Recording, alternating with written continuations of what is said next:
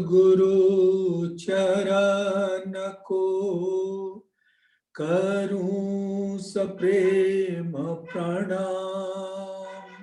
अशुभ हरन मंगल करन धनी श्री देव चंद्र जी नाम। श्री प्राणनाथ निज मूलपति श्री मिराज सुनाम। तेज कुंवरी श्यामा युगल को पल पल करूं प्रणाम। पिया जी को पल पल करूं प्रणाम।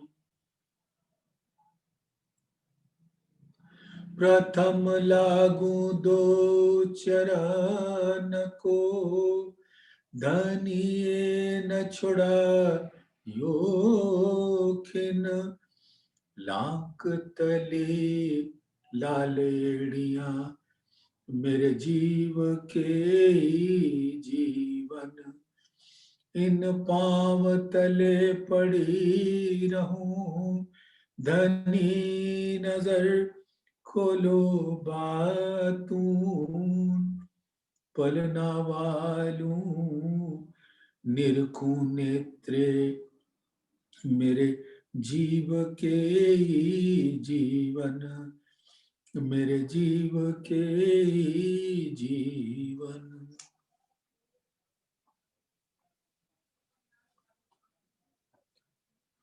धामधनी अक्षर अतीत के परम लाडले सुंदर साथी जी, आपके हकचात स्वरूप के चरणों में इस आत्मा का प्रेम भरे दिल का सिजदा कबूल कीजिए। प्रणाम जी सुंदर साथ जी, प्रणाम जी सुंदर साथ जी। धामधनी की असीम अनुकंपा, आशीष, मेहर हम सबके ऊपर अपना लाड़ बरसाते हुए सभी आत्माओं को अपने दिल का रस पान कराते हैं। इस परम धाम के अंदर इश्क के रंग और रस में सराबोर किए रहते हैं और इस संसार में इल्म के रस और रंग में सराबोर करते हैं। और इश्क और इल्म दोनों ही अरस परस होते हैं। इश्क की लीला जहां होती है, उस इश्क के अंदर 7 और सागरों का रस निहित होता है। और जहां इल्म की लीला होती है, वहां दूसरे 7 सागर की लीला उसमें निहित होती है। नूर, नीर, क्षीर, दधि, घृत, मधु, रस, सर्वरस। तो घृत सागर है, इश्क का सागर।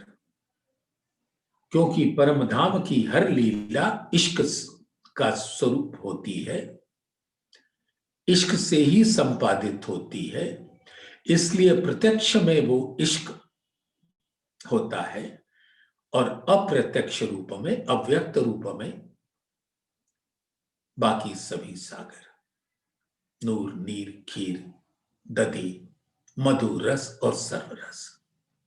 और इस संसार में वो मधु रस, जिसका रंग श्याम रंग का होता है, और श्याम रंग अति आकर्षण वाला होता है। आपको याद है कि ब्रज में धामधनी ने जिस तन को धारण किया, उनको श्याम रंग दिया। और श्याम रंग का जो एक पर्यायवाची नाम है, वो कृष्ण है। और कृष्ण के भाव ही होते हैं आकर्षण शक्ति वाला। उनके परिधि में जो भी आए वो उनसे खिंचकर रह जाता है, वो उनसे अलग नहीं हो सकता। जैसे एक चुंबक के, एक भारी भरकम चुंबक हो तो आस पास जितने भी लोहे के बुरादे हैं वो खिंचकर चले आएंगे। अब सोचो कि अगर वो आकर्षण शक्ति का चुंबक साक्षात अक्षरातीत का आवेश स्वरूप हुआ तो उसकी आकर्षण शक्ति कितनी अद्भुत होगी। और वो सभी गोपियां जो ब्रह्म सृष्टियों के ने तन धारण किया था, वो गोपी जिनको ईश्वरीय सृष्टियों ने तन धारण किया था, और जितने भी तन थे, चाहे वो जीव सृष्टि के हो, सबका एक आकर्षण केंद्र था कृष्ण जी। अद्भुत बाल लीला होती थी। परम धाम के अंदर धामधनी ने हमेशा अपनी किशोर लीला का रसपान कराते हैं। और ब्रज में बाल लीला का स्वरूप धारण करके, जिनको इस संसार में ग्रंथों ने बाल मुकुंद कहा, 11 वर्ष और 52 दिन तक बाल स्वरूप में लीला की, उसका रसपान कराया। और उस स्वरूप का जो रंग था वो श्याम रंग का था, और श्याम रंग होता ही आकर्षण शक्ति वाला है। फिर यही स्वरूप भीतर बैठे धामधनी के आवेश स्वरूप अक्षर की आत्म पर विराजमान, जब नूतन वृंदावन अक्षर ब्रह्म के केवल बुद्धि के स्वरूप में निर्मित धाम धनी अक्षरातीत के हुक्म से अक्षर ब्रह्म ने अपनी बुद्धि के द्वारा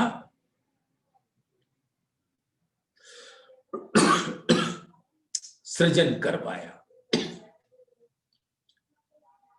नूतन वृंदावन का।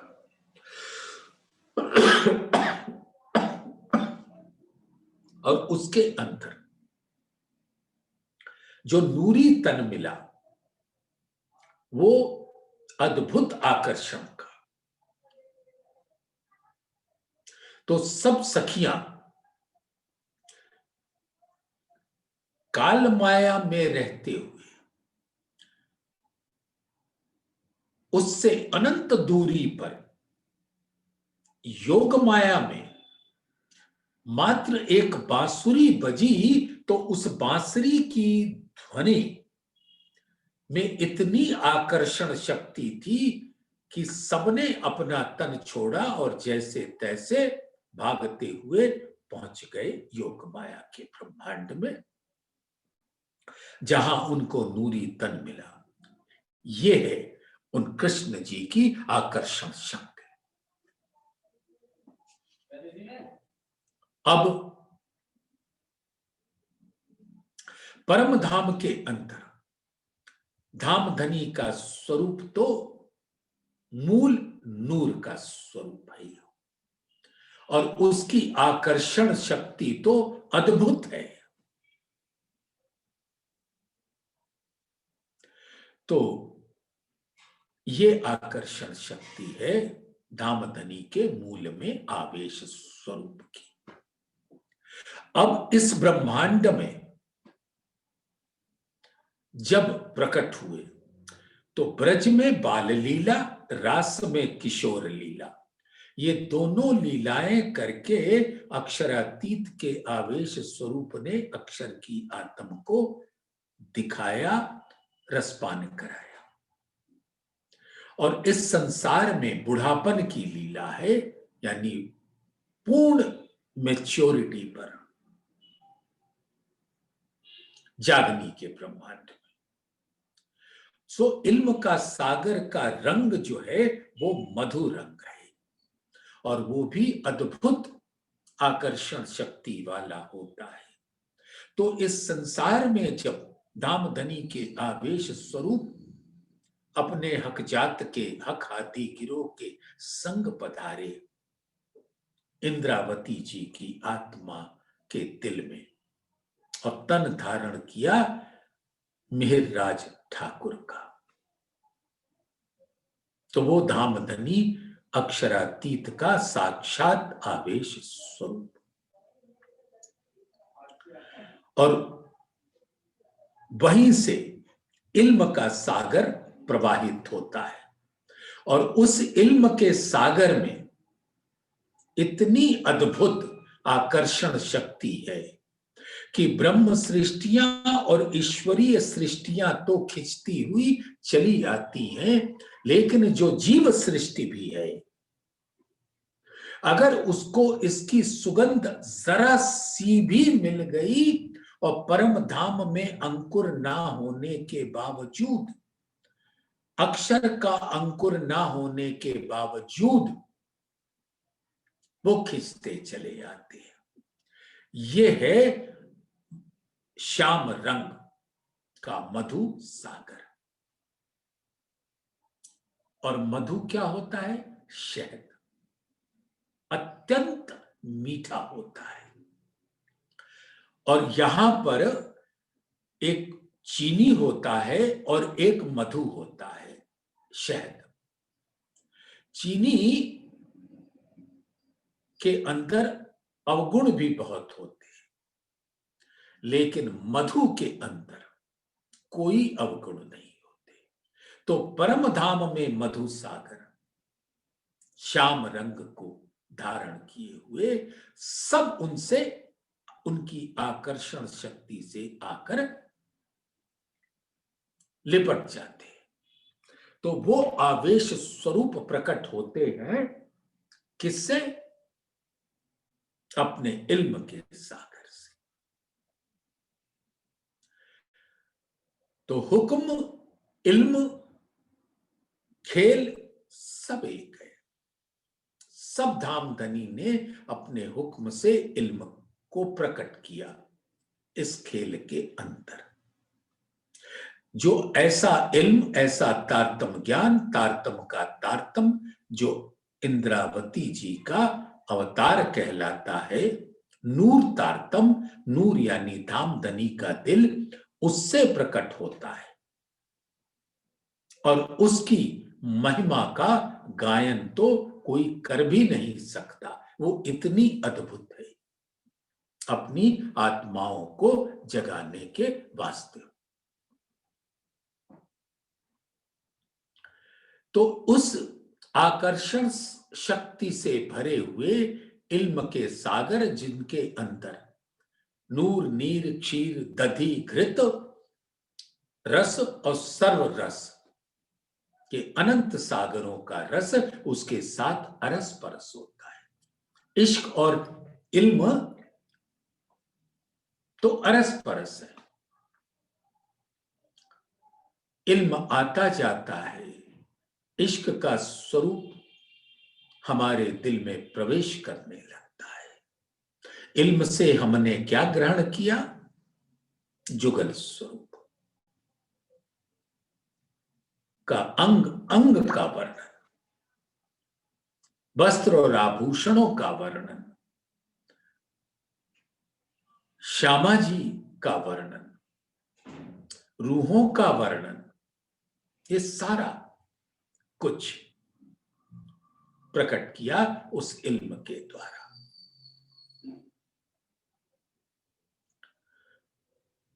और श्रृंगार ग्रंथ में अंग अंग का वर्णन किया धामधनी के, और उनके हर अंग नूर तन है, जमाली के गुणों से परिपूर्ण है। और अंग देखे जेते सूरत के, सो तो सारे इश्क सागर। तो परम धाम में जितने स्वरूप हैं, उनके जो भी अंग हैं, वो धाम धनी के नूर अंग हैं, नूर तन है। हर आकार धाम धनी के जमाली के गुणों के साथ नूर सागर है। और उसके अंदर बंद बंद में, संद संद में इश्क का सागर लहराता है। इसलिए धाम धनी का स्वरूप पूरे हकजात वो अपने अंदर धाम की अनंत सुगंध को भरे हुए सब इश्क के सागर के स्वरूप होते हैं। चाहे वो ब्रह्म सृष्टियां हो, धाम धनी का स्वयं का तन हो, लीला स्वरूप हो, हकीकत स्वरूप हो, श्यामा जी का हो, परम धाम का हो, पशु पक्षियों का हो, तो अर्श की जितने हकीकत के स्वरूप हैं, सब इश्क के सागर के स्वरूप है। अब कहूं रे इश्क की बात, इश्क शब्दातीत साक्षात, साक्षात साक्षात परम धाम के अर्श की हकीकत का स्वरूप इश्क का स्वरूप होता है। यहां पर न जाने हम क्यों रो रो के कहते हैं कि मुझको अपना इश्क दो। इश्क तो हकजात का स्वरूप है, और आप भी हकजात का ही अंग हो। और धाम धनी यहां अपने आवेश स्वरूप से आपको, हम सबको, हक हादी गिरोह को अपने दिल में लेकर बैठे, जहां अनंत सागर बह रहे हैं।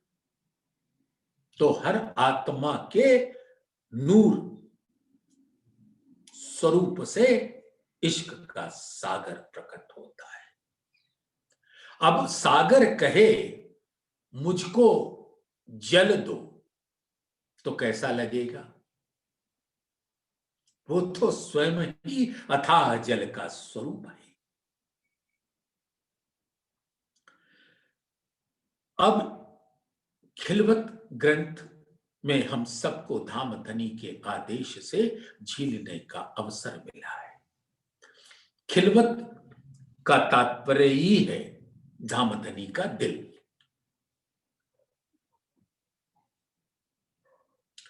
खिलवत का शाब्दिक अर्थ आप सबको, आप तो हमारे बड़े प्यारे सुंदर साथ हो, आप सबको पता है कि खिलवत का शाब्दिक अर्थ होता है एकांत। और एकांत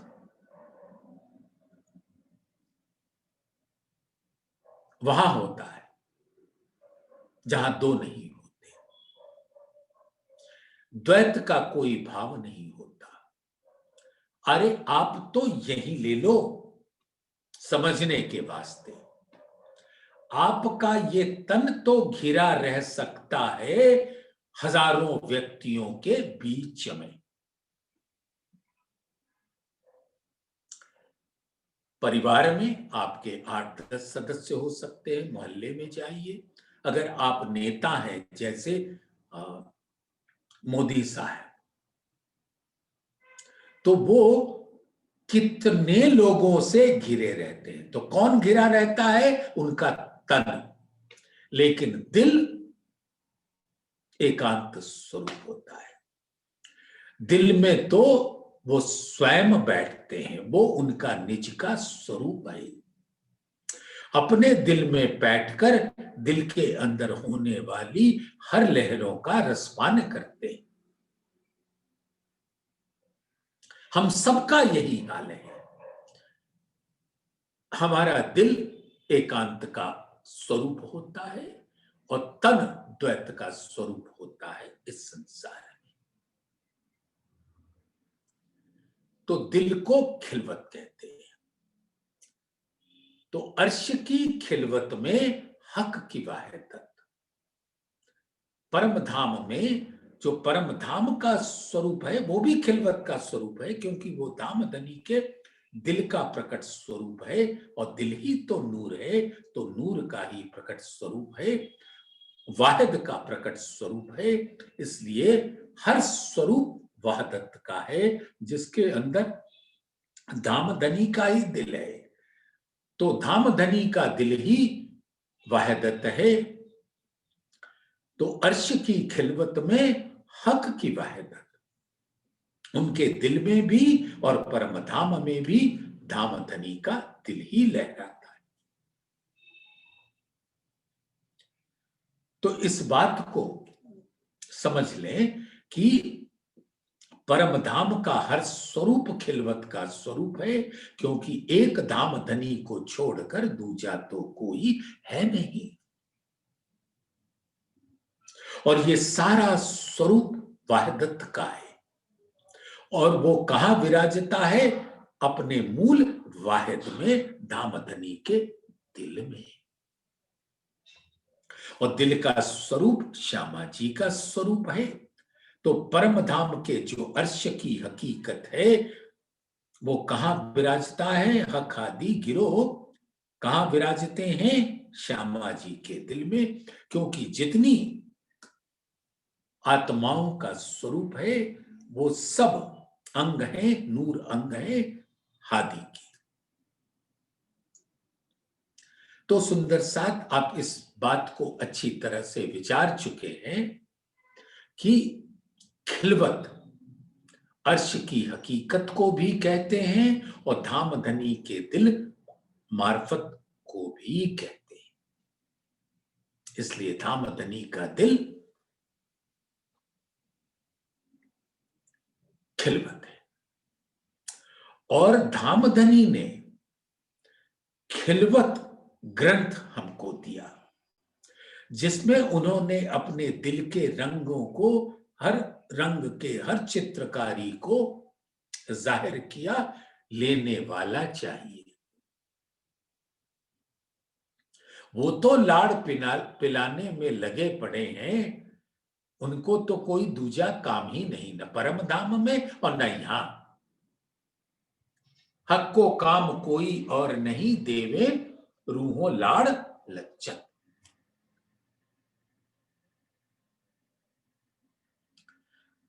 अब धामधनी के दिल के अंदर विराजमान अनंत लाड़ के सागर जो लहराते हैं, हर सागरों का स्वरूप उनके लाड़ का ही स्वरूप है, जो प्रकट होकर महर का सागर कहलाते हैं। और महर तो सर्व रस है, सर्व रंग है, सभी सागर उसमें नेत होते हैं। अब ये मैं जो हक की, एक तो पहले ये हम और आप समझ लें कि ये जो मैं की बात चल रही है, मैं खुद ही, तो एक है आत्म की मैं, एक है जीव की मैं। जीव का मैं मूल उसका है माया, और आत्म की मैं का स्वरूप है हक की मैं का स्वरूप, परम धाम का स्वरूप, निज स्वरूप, मारिफत स्वरूप, वो हक की मैं है। तो ये जो मैं है वो भी नूरी है, क्योंकि धामधनी के दिल का ही स्वरूप है।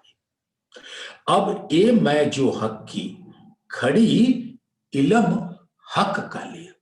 अब ये जो हक की मैं है, अब वो क्या लेकर प्रकट हो रहे हैं? इल्म। और इल्म किसका? उनका ही, उनकी मैं से ही प्रकट होता है इल्म। और हुक्म का स्वरूप भी तो धामधनी के दिल का मैं का स्वरूप होता है। मैंने ये दिल में इच्छा ली कि अपनी रूहों को अपने इल्म के सागर का रस पिलाऊं, तो उस इल्म के सागर की हर लहरें, उसका पूर्ण स्वरूप ही मेरी मैं का प्रकट स्वरूप हो जाता है। अब ये मैं जो हक की खड़ी इलम हक का ले, चौदह तबक किए कायम, सो भी मैं है ए। अब ये धाम धनी की मैंने, क्योंकि जो भी धाम धनी अपने दिल में लेते हैं वो तो अखंड ही है, क्योंकि धाम धनी का स्वरूप ही शाश्वत है, अखंड है, अविनाशी है, कदीमी।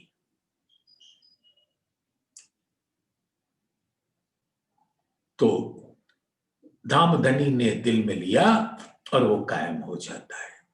तो कायमी किससे मिलती है प्रकट रूप में? धाम धनी के दिल से। वस्तुतः धाम धनी के दिल के अलावे कुछ और सोचा तो गड़बड़, और कुछ है ही नहीं। धाम धनी, धाम धनी और धाम धनी, वही है उनका निज स्वरूप, वही है मारिफत स्वरूप, वही है नूर, वही है वाहिद, वही है मूल अद्वैत। तो जब धाम धनी ने दिल में लिया कि अब रूहों को ऐसा खेल दिखाऊं जहां पर मैं इनको अपने इल्म के सागर के रंगों को दिखाकर अपने दिल के हर पन्ने पर अनंत रंगों से चित्रकारी को दिखा सकूं, जो परम धाम में ये नहीं देख पाती। लाड़ देखो ना, परम धाम में लाड़ पिलाते रहते हैं, लेकिन फिर भी दिल में ये चलता रहता है कि अब रूहों को और कौन सा लाड़ पिलाऊं। तो वो और कौन, क्योंकि परम धाम में तो ना कोई घटे ना कोई बढ़े। तो परम धाम की जो अनंत अद्भुत लीलाएं है, जिसका रसपान इश्क होता है और आनंद का स्वरूप धारण करती हैं वो दिलों में, तो अगर इल्म के सागर की लीला जो इस संसार में धाम धनी जाहिर कर रहे हैं, अगर परम धाम के अंदर उसको जाहिर किया होता तो क्या होता कि परम धाम पूर्ण नहीं है, यानी कुछ कमी थी जो अब इल्म के द्वारा प्रकट हो रही है। तो ऐसा तो परम धाम में हो सकता नहीं। इसलिए धाम धनी ने हमारी सबकी सुरता लेकर इस संसार में पधारे और अपने इल्म के द्वारा अनंत अद्भुत रंगों का रसपान कराया। और जब पर आत्म उठ खड़ी होती है वहां पर,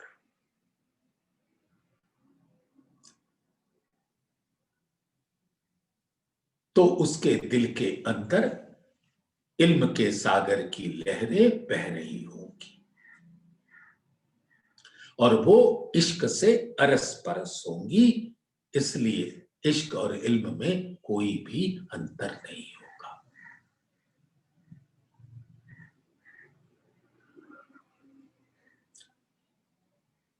असल हमारी अर्स में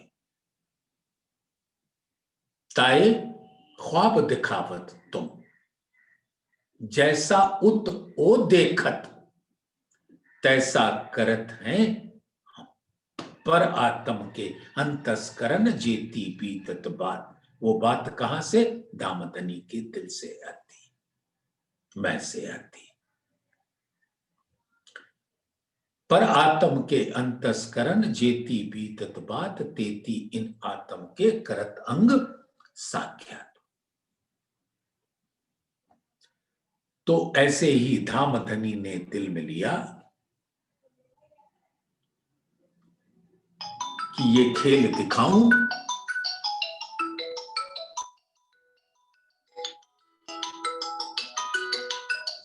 तो ये खेल दिखाऊं धामधनी ने दिल में जब लिया, तो वो सबको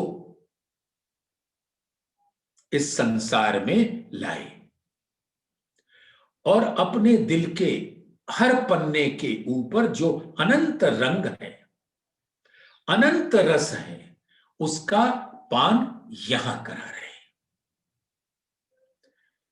ऐसे ना परम धाम में कोई कमी रही और ना यहां आवेश स्वरूप में कोई कमी रही।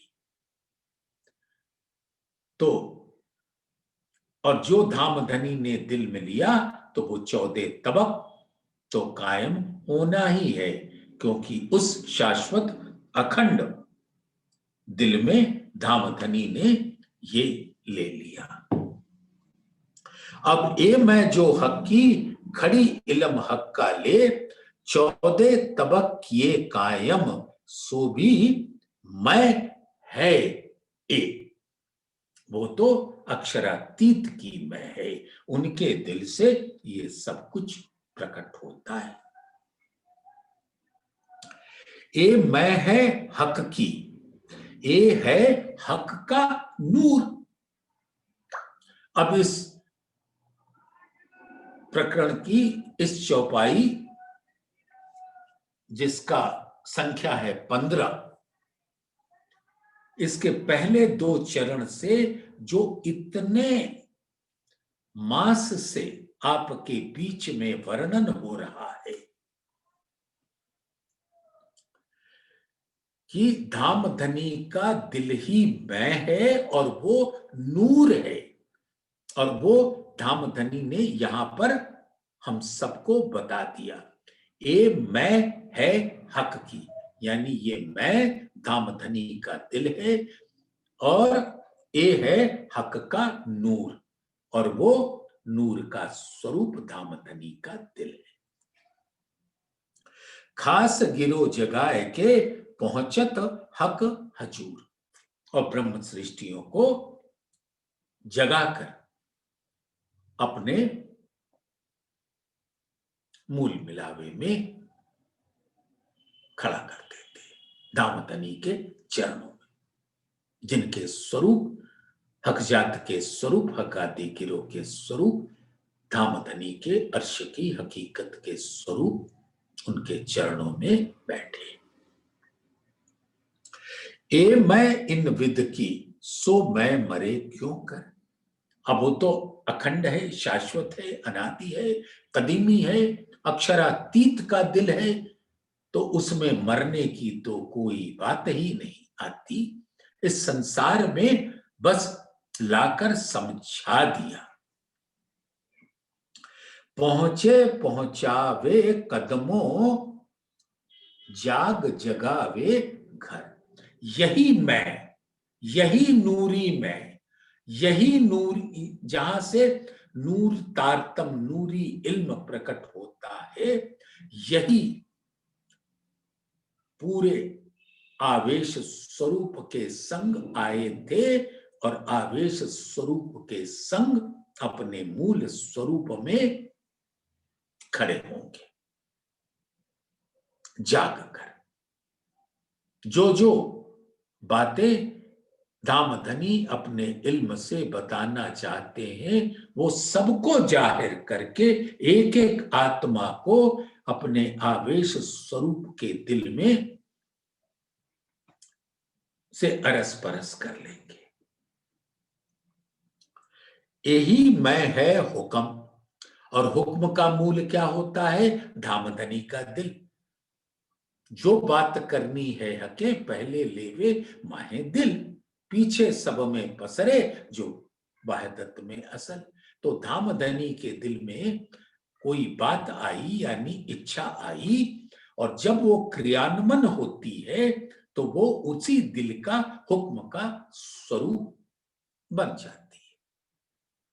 यानी दिल का प्रकट स्वरूप उसके अंदर इच्छा को पूरी करने की स्वरूप को हुक्म कहा जाता है।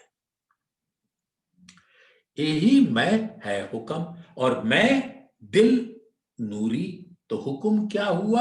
नूरी। यही मैं है हुक्म, यही मैं है नूर जोश। और ये मैं क्या है? नूर है। और वहीं पर इश्क का सागर है, तो इश्क का जोश है। यही मैं इल्म हक का, और इसी मैं का स्वरूप के अंदर इल्म का सागर भरा हुआ है। तो किसका इल्म? हक का। यही मैं इल्म हक का, यही मैं हक करे बेहोश। और उन्हीं के दिल में आया कि अब रूहों को इस संसार में लाना है, तो उनको फरामोश कर दिया।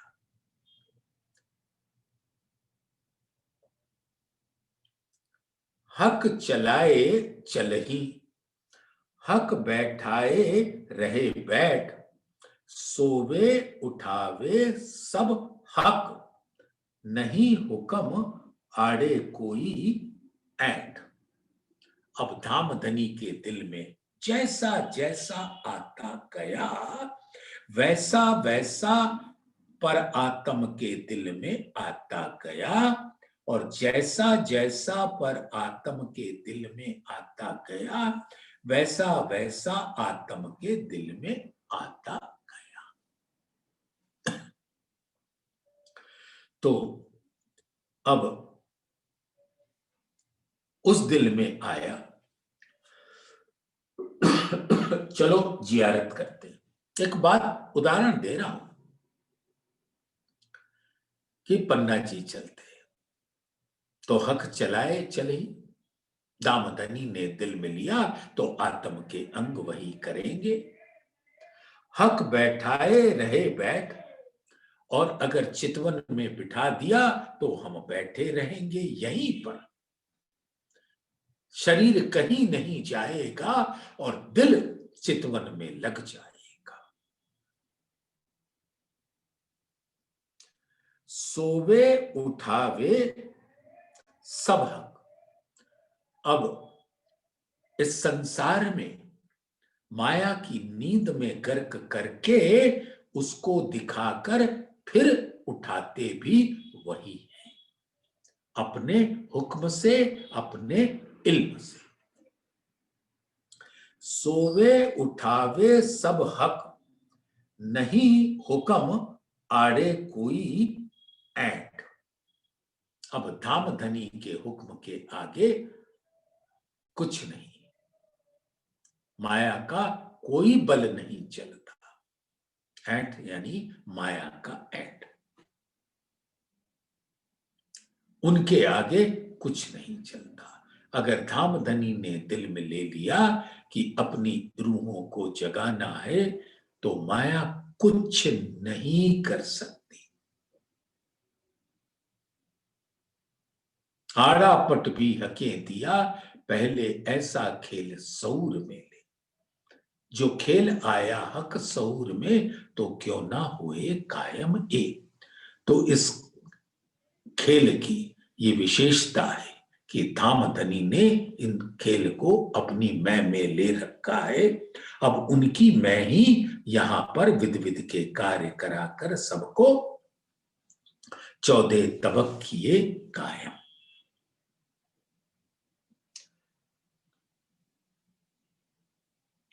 रोए हंसे रोए हंसे हारे, रोए हंसे हारे जीते, ईमान या कुफ्र, जरा ना हुक्म सुध बिना, बंदगी या मुनकर।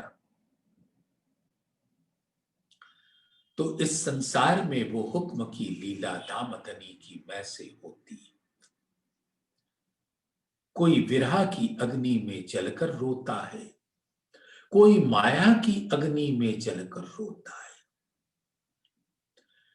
कोई विरह में जलकर धामधनी के स्वरूप को अपनी चितवन में ग्रहण करके खुश होता है, हंसता है। कोई माया के निधियां पाकर हंसता है,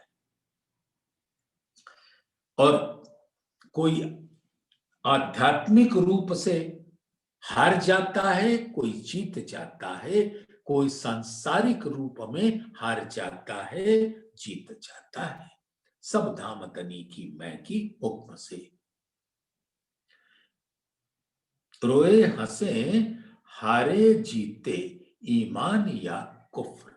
कुफ्र ईमान यानी धाम धनी के प्राणनाथ के स्वरूप पर पूर्ण ईमान, अटूट विश्वास लाएंगे, वो भी धाम धनी की मैं करती, वही उपजाती, वही कराती।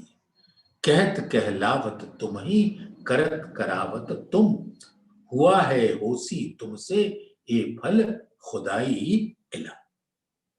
तो सब कुछ धाम धनी अपने हुक्म के स्वरूप इल्म से, अपने मैं के द्वारा सबको देते। जरा ना हुक्म सुध बिना। कुफ्र यानी अविश्वास, ईमान यानी विश्वास।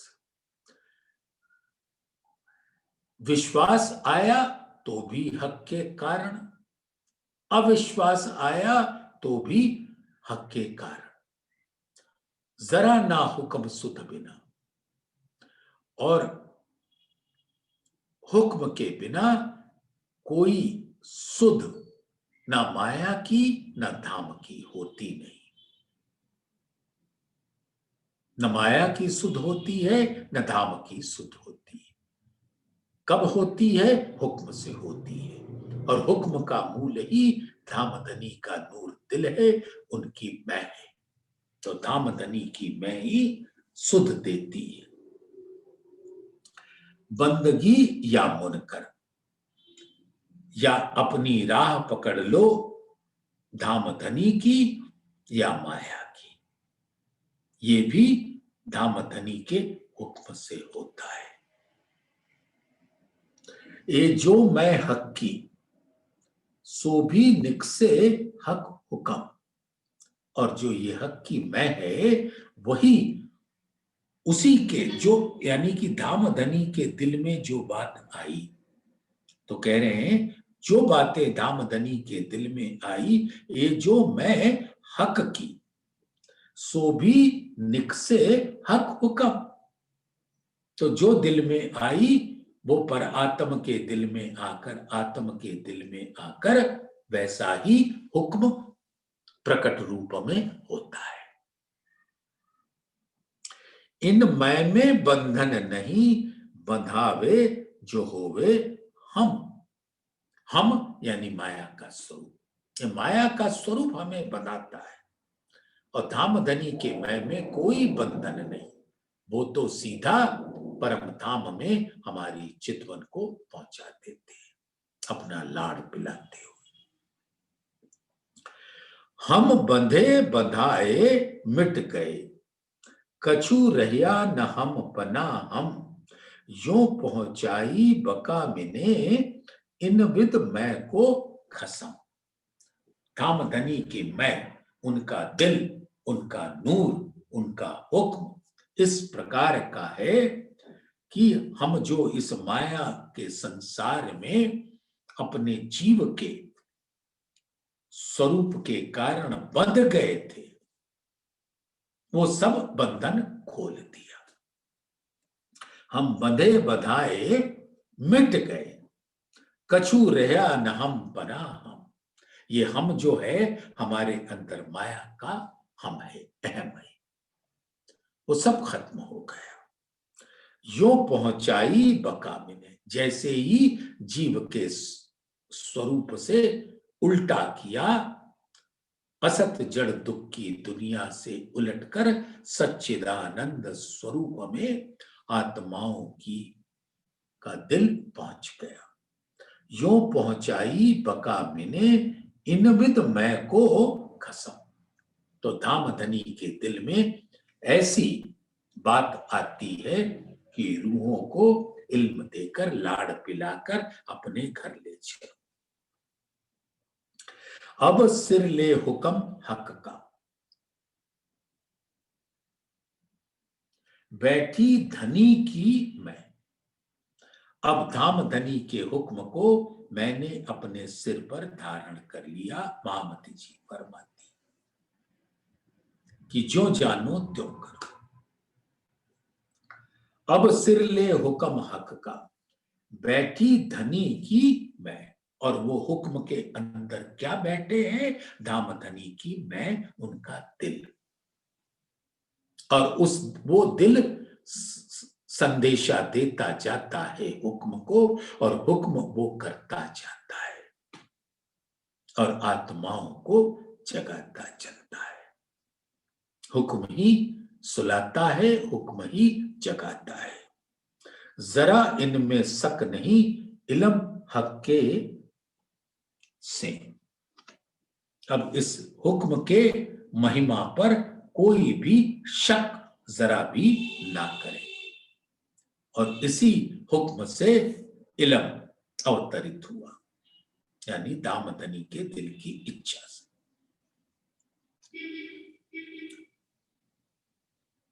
हुक्म इल्म खेल एक है। जुदे सब थे इन विध सब में एक। साच झूठ के खेल में ए जो बेवरा कहिया विवेक। अब सुंदर साथ, बड़े प्यार से इसको ग्रहण करना है। पौधे भेले जागसी भेले, खेल देखा सबों एक। सबने ये हुक्म से प्रकट हुआ खेल, दामदनी की मैं से प्रकट हुआ खेल तो एक ही है। पौधे भेले जागसी भेले, यानी आत्माएं परम धाम में फरामोश होकर दामदनी के संग एक साथ आए। और जागसी भेले, और सब आत्माएं जब जागृत हो जाएंगी तब धामदनी के दिल में पहुंच जाएंगी। रूहें अपनी असल छोड़े नाहे, तो जहां से वो हुक्म का स्वरूप ने उनको धारण करके इन मानव तनों में पहुंचाया दामदनी की मैं से, अब वो उनके ही स्वरूप में जागृत होंगी। फिर वहां से अपने मूल स्वरूप में जागृत होंगी। तो पौधे भेले जागसी भेले, आए संग जाएंगे संग, लेकिन जाएंगे इल्म के हर रंगों को देखकर, दामदनी के दिल को देखकर। तो आए संग जाएंगे संग। पौधे भेले जागसी भेले, तो जाग कर ही जा सकते। खेल देखा सबों एक, दामदनी ने एक ही खेल दिया। बाता करसी जुदी जुदी, लेकिन परम धाम में सब का अनुभव इस खेल का अलग अलग होगा, जुदा जुदा होगा। बाता करसी जुदी जुदी, विद विद के विषेक। अब सुंदर सा सोचो कि परम धाम में वह दत्त का स्वरूप है, लेकिन फिर भी लीला हर वह दत्त के तनों से अलग अलग होती है, और उन सब का रस आनंद सबके दिल में उसी लीला होते होते पहुंचती रहती उसी क्षण। तो अब इस संसार के अंदर भी आत्माओं ने विध विध के तनों पर विराज कर लीला देखी। जैसे साकुमार की आत्मा कहां बैठी?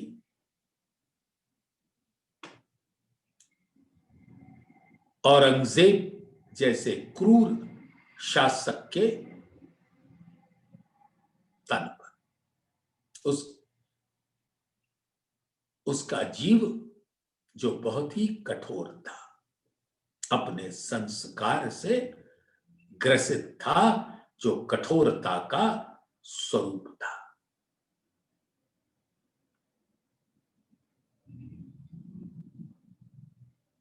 उसके अंदर तमोगुण और रजोगुण की प्रवृत्ति थी और सात्विक गुण तो मात्र दिखावे के लिए था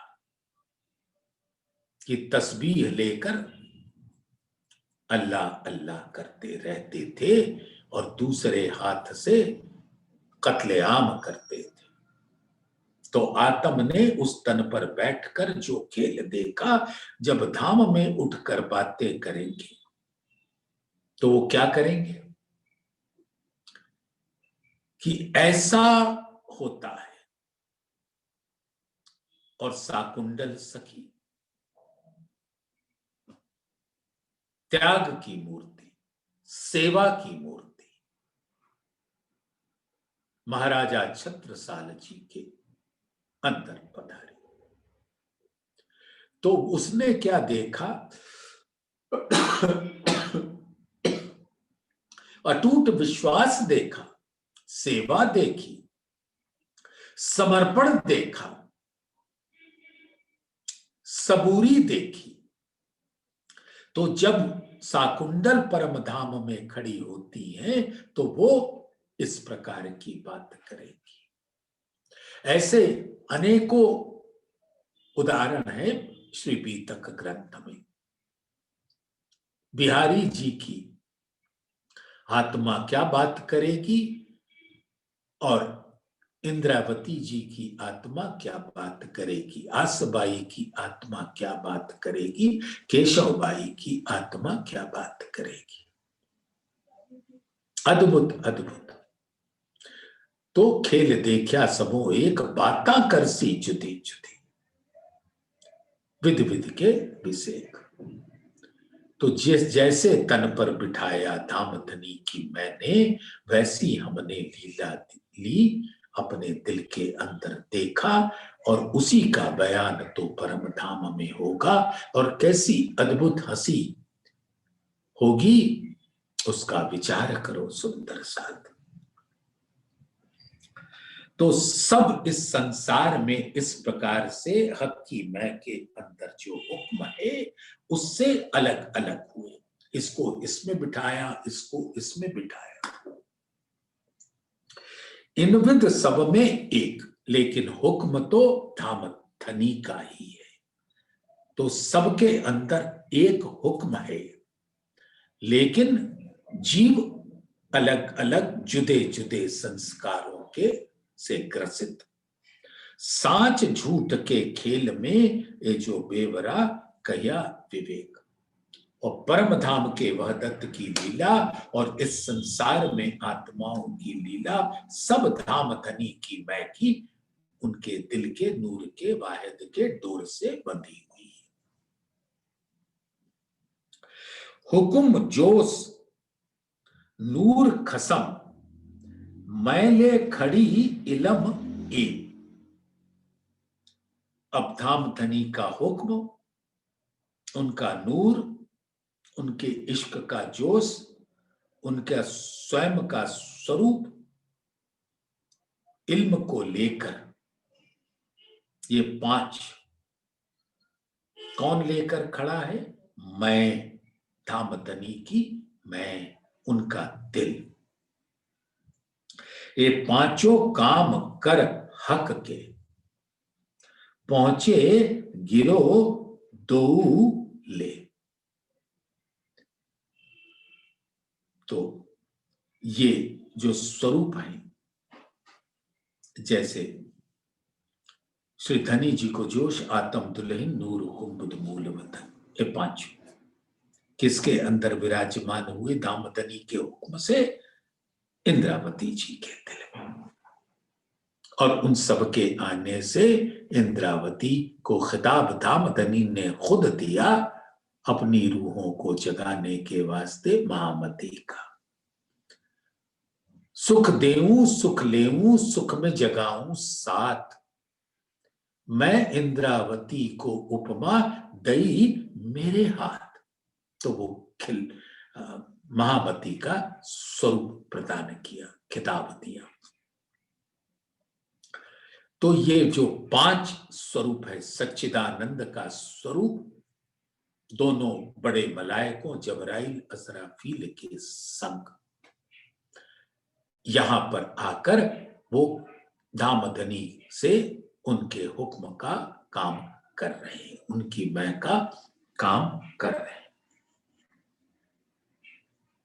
ये सातों भय इन विध पहुंचे बका में जब, आप उठ खड़े हुए पीछे खेल कायम किया सब।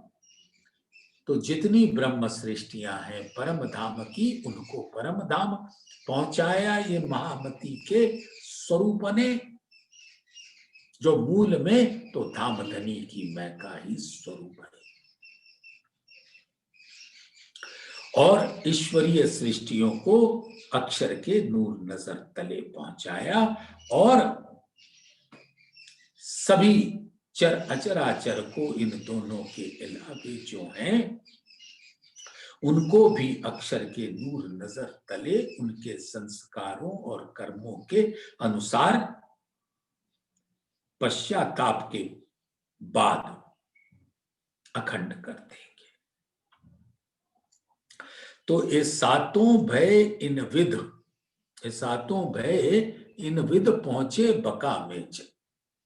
बका यानी ब्रह्म सृष्टियां तो परम धाम, ईश्वरीय सृष्टियां और सभी जीव सृष्टियां, ईश्वरीय सृष्टियां पहुंचेगी जो अक्षर की सुरताएं हैं, अक्षर के स्वरूप में, योग माया के ब्रह्मांड में, और जीव सृष्टियां भी उसी योग माया के ब्रह्मांड में अखंड करेंगे।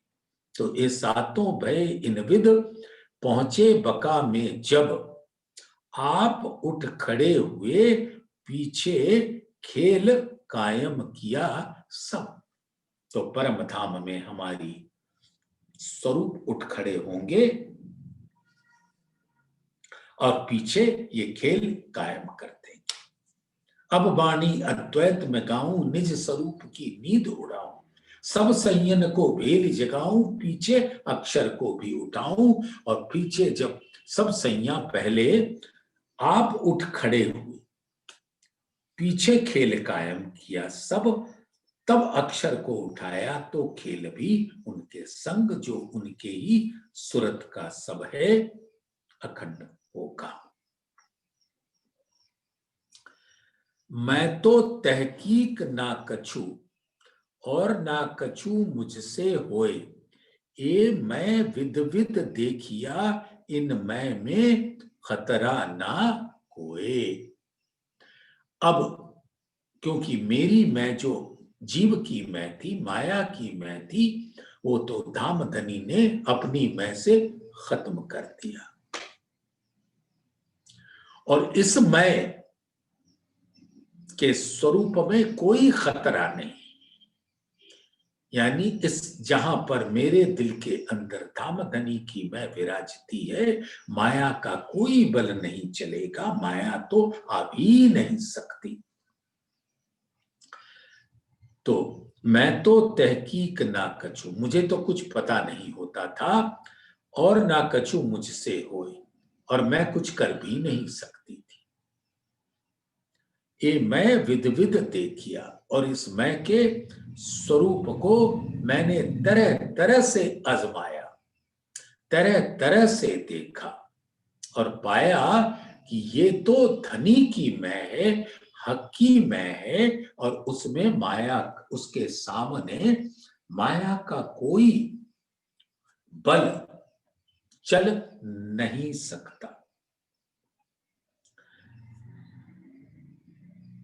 मैं ना अव्वल ना बीच में, ना कछु मैं आखिर, किया कराया करत हैं सो सब हक कादर। तो सुंदर साथ ये 27 नंबर की चौपाई को एक बार दोहराकर यहीं से धामधनी के आदेश से परसों प्रारंभ करेंगे। शुक्रवार को, कल वीरवार है, इसलिए सुबह की चर्चा नहीं होगी। मैं ना अव्वल ना बीच में, ना कछु मैं आखिर, किया कराया करत हैं, सो सब हक कादर, सो सब हक कादर।